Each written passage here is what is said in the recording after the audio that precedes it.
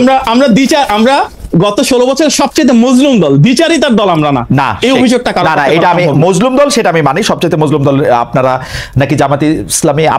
আপনারা জামাতে ইসলামী আপনারা সবচেয়ে বড় দল মানে, কিন্তু সবচেয়ে বড় দল মানে সবচেয়ে বেশি সমর্থক বা রাজপথে সবচেয়ে বেশি মানুষ তাই না, রাইট। সবচেয়ে বেশি মামলার শিকার, হামলার শিকার, গুমের শিকার, শহীদের শিকার।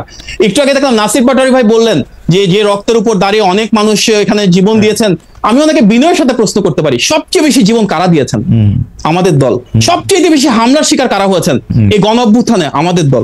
সবচেয়ে বেশি সমর্থক নেতা কর্মী কাদের নেমেছেন? আচ্ছা, আমার মনে হয় হ্যাঁ অবশ্যই অবশ্যই অবশ্যই হ্যাঁ নাসিরুদ্দিন পাটোয়ারি, আপনি যদি ওই জায়গা থেকে শুরু করেন যে আসলে প্রথম এই যে হামলা, কারো উপরে একদম বিচার করে ফেলা, চল দেখা আসি, এইটার মধ্যে এটা শেষ করে দেই, এগুলো আপনারা শুরু করছিলেন আসলে, বা আপনাদের কাছাকাছি জায়গা থেকে শুরু হয়েছিল, আপনাদের সমর্থন ছিল। এখন কি এটা একটু আয়ত্তের বাইরে চলে গেছে কিনা? মানে সারা বিশ্বের কাছে যখন একটা বিনিয়োগ বোর্ডের একটা মিটিং হচ্ছে, তখন আমরা এটা কি প্রমাণ করলাম? ইসরায়েলের বিরুদ্ধে আমাদের প্রতিবাদ জানাইতে গিয়ে জুতার দোকানের জুতা লুট করে নিয়ে আসা, কি প্রমাণ করলাম? প্রথমত হলো এই গণঅভ্যুত্থানটা হওয়ার পরে এখানে কিন্তু সংঘবদ্ধ কোন একটা গঠিত রাজনৈতিক দল কিন্তু গণঅভ্যুত্থান ডিরেক্টলি করে নাই। ফলত এটা যে যেখানে পারে নিজের জায়গা থেকে ঝাঁপিয়ে পড়েছে, এবং পুরো জিনিসটাকে কিন্তু আমাদের গণঅভ্যুত্থানের পরে কন্টেইন করাটা আমরা করেছি। এবং এটা যতটুকু এখন স্টেবল পজিশনে আছে, মানে এসেছে, প্রায় আমাদের মাঠে 176টা মুভমেন্টের ওইখানে গিয়ে আমাদের কাজ করতে হয়েছে, এবং আমরা আমাদের যতটুকু শক্তি ছিল সর্বটুকু আমরা ব্যয় করেছি যাতে কোনো বিশৃঙ্খলা না ঘটে, এবং এই ডিসঅর্গানাইজ ফোর্সটা একটা অর্গানাইজিং। এবং এটার জন্য কিন্তু আমরা প্রথমে নাগরিক কমিটি গঠন করেছিলাম, এনসিপি গঠন করেছি, এবং এটা ডেমোক্রেটিক প্রক্রিয়ার মধ্যে যাচ্ছে যাতে এইভাবে কোনো কিছু না ঘটে। আর দ্বিতীয়ত যে বিষয়টা, এটা তো খুবই নিন্দনীয় কাজ যে ঘটনাটা ঘটেছে, এবং আমাদের কিন্তু রাজনৈতিক এডুকেশন, আমরা বারবার বলে থাকি যদি আমরা বিএনপি এনসিপির এই মেজারমেন্টের মধ্যে থাকি, কিন্তু আমাদের মূল জায়গাটা আমরা যেটা কাজ করতে হবে, আমাদের দেশের যে পলিটিক্যাল কালচারের জায়গাটা থেকে মব জায়গাটা, এটা কিন্তু আগেও ছিল, আগেও বয়কট সেশন এসেছে, বিভিন্ন জায়গায় সংঘবদ্ধ হামলা হয়েছে, এবং বিভিন্ন সময় কাজগুলো হয়েছে। কিন্তু আমাদের সামনে এখন সুযোগ এসেছে যে আমরা এগুলা বন্ধ করবো কিনা, এটা আমাদের সামনে সুযোগটা এসেছে। ওই বন্ধের প্রক্রিয়া শুধু পুলিশ ডিপ্লয় করলে, আপনি আর্মি ডিপ্লয় করলে অনেক সময় পারবেন না। তারা আর্মি, পুলিশ বিভিন্ন জায়গায় তাদের সাথেও হলো জড়িয়ে যাচ্ছে।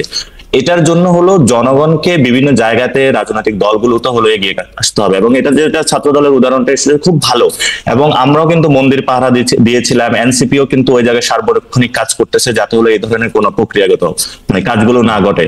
এবং ভবিষ্যতে এই ধরনের যখন প্রথম আলোতে হামলার কথা হয়েছিল, অনেকেই সেখানে গিয়েছিল, আমি নিজেই সেখানে যোগাযোগ করে গিয়েছি, এবং আমি তাদেরকে বলেছিলাম যে কোনো পরিস্থিতিতে আমরা প্রস্তুত আছি, কারণ যদি কারো বিরুদ্ধে সুনির্দিষ্ট কোনো অভিযোগ থাকে, সেটা আইন আছে, আদালত আছে, এবং আপনি সেখানে বলতে পারেন, কিন্তু এই ভিত্তিতে করা উচিত না। ফলে আমাদের সামগ্রিক সংস্কৃতিটা চেঞ্জ করতে হবে। এটা যদি আমরা করতে না পারি, তাহলে ভবিষ্যতে আপনি বিএনপি আসুক, যে কোনো দলে আসুক, একই সিস্টেম চলতে থাকবে। এক নাম্বার। দুই নাম্বার জিনিসটা হলো, প্লিজ, হ্যাঁ, যেটা 2 নম্বর হলো অর্থ বিলের যে বিষয়টা আপনি আমাকে সংশোধনী দিয়েছিলেন, আমার মনে হয় আপনারা আরেকটু রিভিউ করবেন, সেখানে কর আরোপ এবং আরো কিছু বিষয় আছে যেগুলো নিয়ে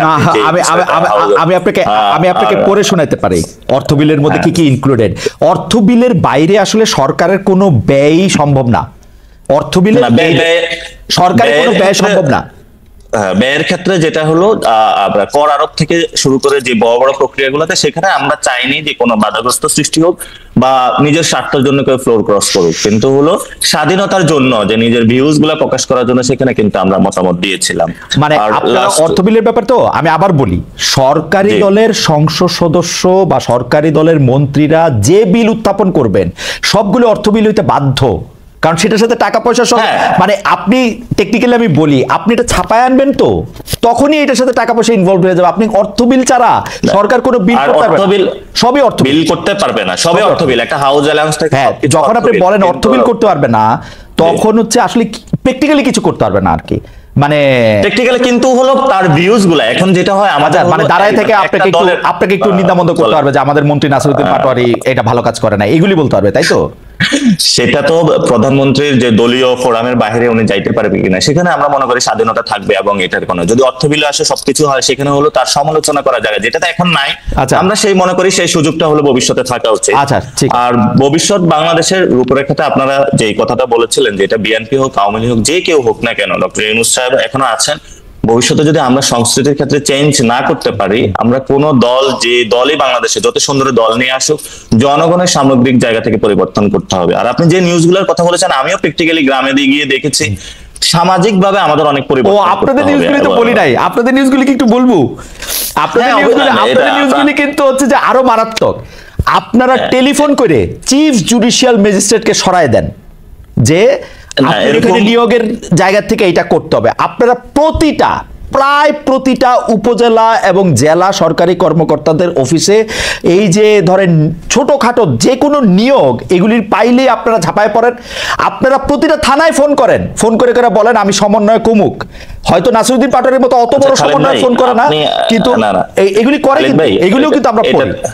এখানে অনেকগুলা ঘটনা ঘটছে, এটা আমরা অস্বীকার করতেছি না। কিন্তু আপনার কাছে আসবো ডক্টর মাহাদি, আমরা একটা হাইপোথেটিক্যাল সিচুয়েশন ধরি, হাইপোথিসিস দিয়ে যেহেতু শুরু করছিলাম, একটা হাইপোথেটিক্যাল সিচুয়েশন দিয়ে শুরু করি যে যেমন ধরেন ডক্টর ইউনূস ডিসেম্বরে ইলেকশন দিলেন না, এবার একটু প্র্যাকটিক্যাল করলে ভালো হয়। আচ্ছা ধরেন ডক্টর ইউনূস ডিসেম্বরে ইলেকশন দিলেন না, জুনেও ইলেকশন দিলেন না, বিএনপি কি করবে সেই ক্ষেত্রে? মানে সর্বাত্মক আন্দোলন, এই সরকারকে মানে আবার একটা সরকার হটাও আন্দোলন বিএনপি করতে হবে নাকি বিএনপি একটু সবর করবে যে ঠিক আছে জুনে দেয় নাই, জানুয়ারিতে দেয় নাই, দিবে না কোন এক সময়? দেখুন, এই সরকারটা এসেছে বিএনপির 16 বছরের সুদীর্ঘ আন্দোলন, যে আমরা একটা অন্তর্বর্তী বা তত্ত্বাবধায়ক সরকার চাই যেটা হবে দল নিরপেক্ষ, সেটারই প্রতিফলন। এবং গণ অভ্যুত্থানে আমরা দেখেছি বিএনপি সর্বশক্তি দিয়ে এই সরকার প্রতিষ্ঠার পেছনে কাজ করেছে, এবং বিএনপির কারণে কিন্তু এটা সর্বদলীয় সরকার না হয়ে নির্দলীয় নিরপেক্ষ সরকার হয়েছে। আমাদের নেতা ভারপ্রাপ্ত চেয়ারম্যান জনাব তারেক রহমান বারবার বলেছেন, এই সরকারের সফলতা মানে বাংলাদেশের সফলতা, এই সরকারের ব্যর্থতা মানে বাংলাদেশের ব্যর্থতা। সুতরাং আমরা সর্বাঙ্গীনভাবে ওনাদেরকে সহযোগিতা করব, ওনাদের যেখানে ভুল আছে সেটা ওনাদেরকে ধরিয়ে দিব। আজকে আমরা যা দেখছি, নির্বাচনের সাথে সংস্কারকে মুখোমুখি করে ফেলা হচ্ছে, যেটা একেবারে অনাকাঙ্ক্ষিত। আমি একটা কথা এখানে বলতে চাই যে সংস্কার বলতে কিন্তু শুধুমাত্র কেতাবি বা তাত্ত্বিক কোনো কিছু না। সংস্কার বলতে সব সংস্কার মেনে নেন, 1 মাস লাগবে সাইন করতে, ইলেকশনের পথে আর কোনো বাধা থাকবে না। দেখুন, বলেন সব সংস্কার মানছি, সংবিধান, আচ্ছা আপনি মানবেন সংবিধানে যেমন ধরেন একটা দেশের নাম পরিবর্তন করা, নাম পরিবর্তন, এগুলি মানবো না, তাহলে মানবেন কি হবে? যেমন আপনি জানেন, আপনাদের নলেজে, দুইবার প্রধানমন্ত্রী মানবো, 4 বছর করে মারবো, এগুলা ওই ডাইরেক্ট ওই বিপক্ষ হইলে ওগুলি 3-4টা মানে। নর্থ কোরিয়ার মতন বিশ্বের সবচেয়ে বড় স্বৈরাচারী দেশ, তার অফিশিয়াল নাম কি জানেন? অফিশিয়াল নাম হচ্ছে Democratic People's Republic of North Korea. Right, জানি আমি, ডিপিআর। তাহলে বাংলাদেশের আপনার নামের পরিবর্তন করে গণপ্রজাতন্ত্রী না জনগণতন্ত্রী, এগুলো তো ম্যাটার করে না খুব বেশি। আমাদের মনে হয় সংবিধানে পরিবর্তন, আমার শিক্ষক আলী রিয়াজ স্যারকে প্রফেসর ইউনূস এটা দায়িত্ব দিয়েছেন, তিনি তার দায়িত্ব সুচারুরূপে পালন করতে গিয়ে অনেক বিস্তারিত একটা মানে পরিধি সীমানা দেখিয়েছেন। তো মানা না মানা জনগণের উপরেই আসলে না। আমাদের আসলে কোনো দ্বিমতি থাকা উচিত না যে একটা লোক যাতে এককভাবে ক্ষমতার জায়গায় না দাঁড়ায় থাকে।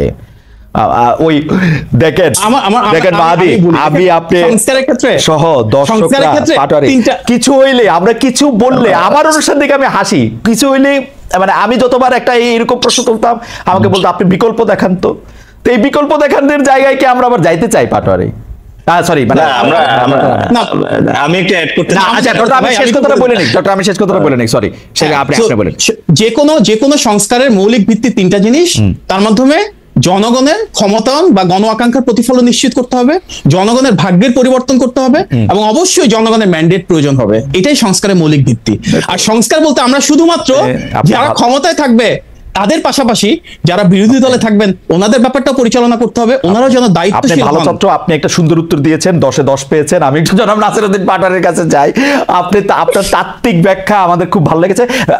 নাসিরউদ্দিন পাটোয়ারি, 1 মিনিট, আমরা ঈদের সময় এনসিপি লোক থেকে না, আপনি শুধু আমার স্পেসিফিক প্রশ্নের জবাব দেন, কারণ এটা আমার একটা মানে আমার টাইম ম্যানেজমেন্ট খারাপ, সেজন্য আমি একদম লেট করে ফেলছি। যে এনসিপির সদস্যরা বিভিন্ন সময় লোকজনের কাছে গেছেন, আপনারা কি নির্বাচন করার ক্ষেত্রে বিএনপির একটু নক করতেছেন, জামাত একটু নক করতেছেন, কার সাথে জোট ভাববেন সেরকম ভাবতেছেন, নাকি আলাদা আলাদা নির্বাচন করবেন? এই ব্যাপারে তো আপনাদের কোনো ভাবনা হয়েছে কিনা? না, এটা একদমই আমরা আমাদের জায়গা থেকে একটু সাংগঠনিক শক্তি বৃদ্ধি করি, তারপরে পরিস্থিতি অনুযায়ী বিবেচনা করবে যে কোন দিকে যাবে। তো এটাতে আমি কোনো একদম ওপেন উত্তর দিতে চাই, আমরা কোনো স্ট্র্যাটেজিক উত্তর দিতে চাই না, 1 নাম্বার। 2 নাম্বার জিনিস হলো, কিছু পূর্বে কোশ্চেন করেছিলেন যে যেটা মাহাদি ভাই বললো, গত 15 বছরে বিএনপি একমাত্র যদি বলে আন্দোলন করে, তাহলে অধিকাংশ জনগণকে কিন্তু তুচ্ছ তাচ্ছিল্য করা হচ্ছে এটাতে। কারণ আমি 13 সালে না একমাত্র না, কিন্তু বিএনপি কিন্তু 15 বছর ভাই বিএনপি নাম ধরে আন্দোলন করছে, ওই মানে ক্রোড়পত্রের মধ্যে এক লেখা বা ধরেন ছাত্রলীগের বিশিষ্ট কর্মী ঘোষণা দিয়ে ওরা কিন্তু এগুলি করতে পারে নাই, ওরা রাস্তায় দাঁড়ায় বিএনপি নাম লয়ে আন্দোলন করতে হয়েছে। আমি বিনয়ের সুরে মাহাদি আমিন ভাইকে জিজ্ঞেস করতে চাই যে গত 15 বছরে যে মানুষগুলা গুম হয়েছিল, খুন হয়েছিল, আপনি কি এই গত 7-8 মাসে একটু তাদের বিচার প্রক্রিয়ার জন্য যে মানুষগুলো যাতে তাদের বিচারটা হয় একবার একটা প্রশ্নটা তুলেছে? আমার মনে হয় প্রতিবারই তোলে, এবং আমি নিজেই শুনছি যে ওরা তোলে। আমি নাসির ভাই আপনাকে অনুরোধ করবো, আমি অনুরোধ করবো আমাদের ভারপ্রাপ্ত চেয়ারম্যান, আমি তারেক সাহেবের পক্ষে শুনছি বেশ কয়েকবারই, উনি বারবার বলেছি শুনেছেন, কিন্তু আর আমরা এই জন্যই এখনো লুনা আপু বিভিন্ন জায়গায় কান্না করে তো যাচ্ছে, ইলিয়াস ভাইয়ের থেকে শুরু করে আমরা জিনিসগুলোকে ধারণ করি। এবং আমি আপনাকে একটু বিনয়ের সুরে বলতে চাই, যখন হলো গত 2013 সালের পরে আমি ইন্টার পাস করেছিলাম, আমাকে পুরো রাত রিমান্ডে নিয়ে উপরে মাথা দিয়ে নিচের দিকে মাথা দিয়ে উপরে পা দিয়ে পিটাইছে, তখন কিন্তু আমি বিএনপি করতাম না। তো আমি সেখানে দেখছিলাম ক্লাস 7 এর বাচ্চা ছিল, অসংখ্য মানুষ যারা কোনো দলই করে না। এগুলি বিচার মানে আমাদের সময় আর নাই, আপনারা এগুলি বিচার চান, বিএনপি এগুলি বিচার চায়। আমার ধারণা বিএনপি এবং এনসিপির মধ্যে আসলে যতটা পার্থক্য আছে ততটা তাত্ত্বিকই পার্থক্য আছে। ভোটের মাঠে আপনারা নিশ্চয়ই যেটি আমরা তো একই এমনি, কিন্তু আমরা একই তাত্ত্বিক পার্থক্য আছে, এবং আপনারাও নিশ্চয়ই আপনাদের মানে যেটাকে বলা হচ্ছে যে ইশতেহার, সেই ইশতেহার নিয়ে আমাদের সামনে আসবেন। আমরা একটা জমজমাট একটা নির্বাচন দেখবো, একটা 17 বছর ধরে সম্ভব হয় নাই। জি, 30 জন প্রার্থীর নামও ঘোষণা করেছেন, এই জন্য কংগ্রেচুলেশন।